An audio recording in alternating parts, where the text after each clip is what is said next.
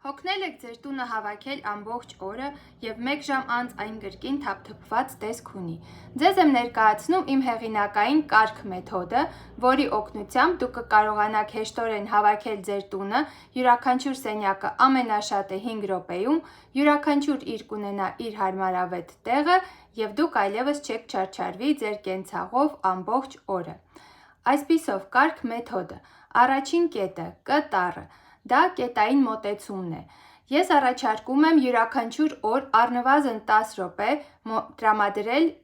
իրերի ավելորդազերծմանը։ Այսպիսով մենք չենք հանում և կատեգորիաներով ամբողջը չենք հավաքում հայտնի մեթոդների պես, այլ մոտենում ենք կետ առ կետ, դարակ առ դարակ։ Հենց հիմա վերցրեք աղբի տոպրակը և այսօր կավելորդազերծենք 1 դարակ, 1 դարակաշար կամ 1 պահարան, եթե կունենաք ժամանակ։ Էնպես որ յուրաքանչյուր օր տրամադրելով ընդամենը 10 րոպե կետային մոտեցմամբ, մենք կավելորդազերծենք մեր ամբողջ տունը մի քանի ամսվա ընթացքում և ձեր տունը կդառնա անճանաչելի։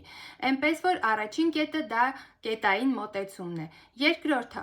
իհարկե ավելորդազերծումն է, իմ սիրելի բառը, որը նշանակում է, որ թողնում ենք միայն այն, ինչ կիրառում ենք և միայն այն, ինչը մեզ հարկավոր է, անհրաժեշտ է ու սիրելի է։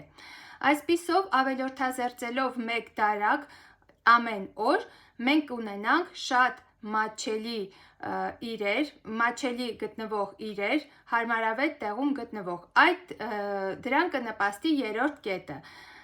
Ուրեմն, ռացիոնալ տեղավորում։ Ռացիոնալ տեղավորումը դա կոչվում է նաև զոնավորում։ Զոնավորումը իրենից ներկայացնում է, երբ յուրաքանչյուր իր ունի իր ամենահարմար ձեզ հարմար տեղը։ Օրինակ, բանալիները մուտքի մոտ, պուլտը իր համապատասխան տեղում և ընտանիքի բոլոր անդամներին հարմար է այդ իրը վերադարձնել հենց այդ կետը։ Եվ չորրորդը դա Գ տառին համապատասխանող գրագետ պահպանումն է։